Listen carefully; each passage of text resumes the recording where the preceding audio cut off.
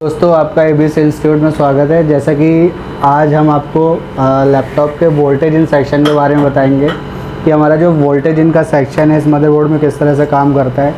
अब देखिए, हमारे पास डिफरेंट टाइप्स के मदरबोर्ड हैं।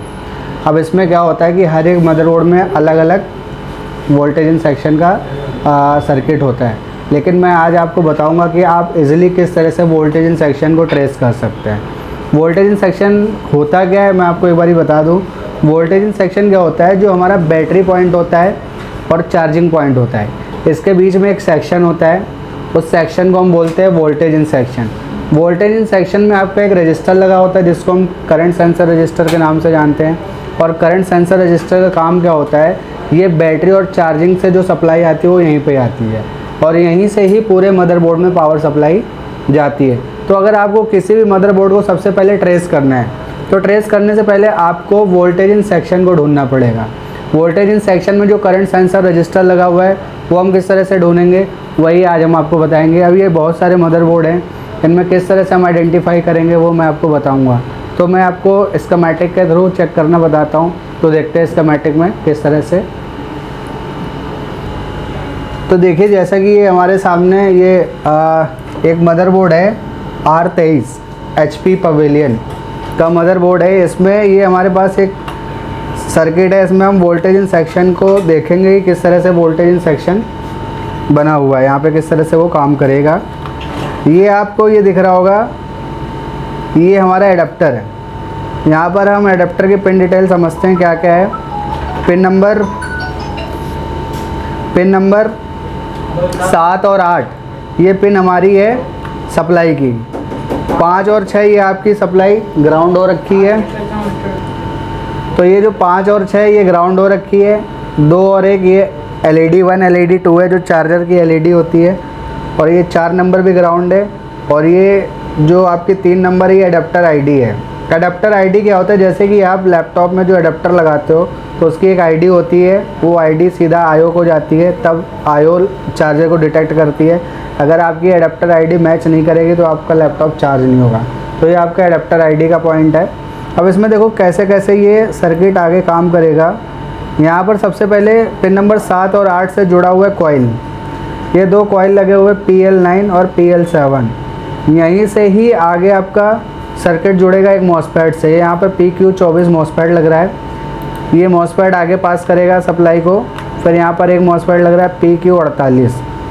ये यहाँ पर चार्जिंग में मोस्टली आपको 2 मॉसफेट मिलेंगे। और यही आ जाएगा आपका PR231। ये जो है ये हमारा करंट सेंसर रजिस्टर जो कॉमन पॉइंट है। ये चार्जर से तो जुड़ा हुआ ही है, बट ये बैटरी से भी जुड़ा हुआ होगा। हम देखते हैं बैटरी से किस तरह से जुड़ रहा है। यहाँ पे देखिए बैटरी की पिन है। यहाँ पर भी सेम सर्किट है, 2 कॉइल लग रही हैं PL6 PL7। और यहाँ पर ये एक मॉसफेट लग रहा है PQ49। और ये मॉसफेट भी वहीं पे जाके कनेक्ट हो जाएगा करंट सेंसर रजिस्टर से। ये रहा कनेक्ट हो गया। अब क्या होगा, यहाँ पे ये जो आपका करंट सेंसर रजिस्टर है इसकी दोनों साइड, फर्स्ट और सेकंड, ये दोनों साइड आपकी कनेक्ट हो जाएंगी जाके चार्जिंग IC से। यानी कि ये जो करंट सेंसर रजिस्टर है ये चार्जर से कितनी सप्लाई मिल रही है और बैटरी से कितनी सप्लाई मिल रही है उसकी इन्फॉर्मेशन देगा चार्जिंग IC को। उसी के हिसाब से चार्जिंग IC काम करेगी। तो इस तरह से ये छोटा सा सर्किट था वोल्टेज इन सेक्शन। अब इसको हम बोर्ड में देखेंगे कि बोर्ड में ये किस तरह से है। तो देखते हैं हम इसको बोर्ड में।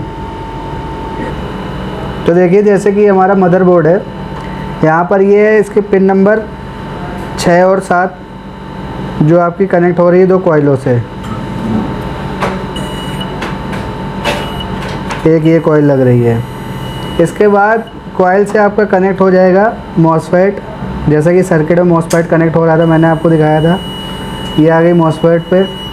और क्या होगा, यही मॉसफेट आगे एक दूसरा मॉसफेट लगा होगा जिसका नंबर होगा PQ48, वहाँ पर आएगा। तो हम इसको बोर्ड को पलटेंगे।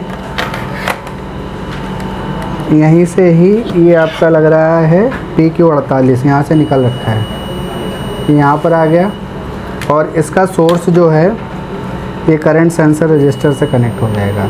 यानी कि चार्जर की सप्लाई यहाँ तक पहुँच गई। अब हम आगे चेक करेंगे बैटरी की सप्लाई।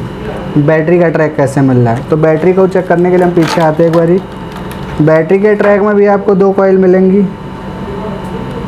1 coil 2 coil. इसके बाद इसका भी मॉसफेट बैक साइड में होगा, इसी कॉइल से आप उठा लोगे। इसके बैक साइड में आप चेक करोगे ये आ रहा है, ये मॉसफेट दे रखा है और यहाँ से सप्लाई आ गई इस फ्यूज पे, यानी कि दोनों की सप्लाई आकर के यहाँ पर कनेक्ट हो गई आके। अब ये जो करंट सेंसर रजिस्टर है इसको हम बोलते हैं कॉमन पॉइंट। इसी कॉमन पॉइंट के थ्रू हमारे पूरे मदरबोर्ड में पावर सप्लाई जाती है।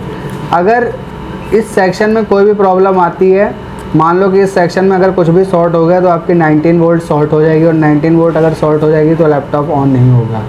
तो 19 वोल्ट शॉर्टिंग की जो प्रॉब्लम आती है यहीं से आती है। बैटरी चार्ज नहीं हो रही, वो भी प्रॉब्लम यहीं से आएगी। अडेप्टर डिटेक्ट नहीं कर रहा है, अडेप्टर डिटरमाइंड का मैसेज आ रहा है, वो भी यहीं से प्रॉब्लम आएगी। तो ये इस तरह से वोल्टेज इन सेक्शन होता है। अब इसकी चार्जिंग आईसी कुछ पिन डिटेल होती हैं, उस चार्जिंग आईसी की पिन डिटेल हम समझेंगे नेक्स्ट वीडियो में। तो अभी हमने ये पढ़ा हुआ है वोल्टेज इन सेक्शन, तो इसको हम इसी तरह से दूसरे बोर्ड में भी ट्रेस कर सकते हैं। आपको बस चार्जिंग और बैटरी कनेक्टर पता होना चाहिए कहाँ पे, वहीं पे जो फ्यूज़ लगा होगा मोस्टली वही करंट सेंसर रजिस्टर होता है, और वहाँ पर दोनों सप्लाई आकर के जुड़ेंगी। तो इस तरह से हमने इस सर्किट को ट्रेस किया। वीडियो अच्छी लगी हो तो लाइक व सब्सक्राइब करें। Thank you.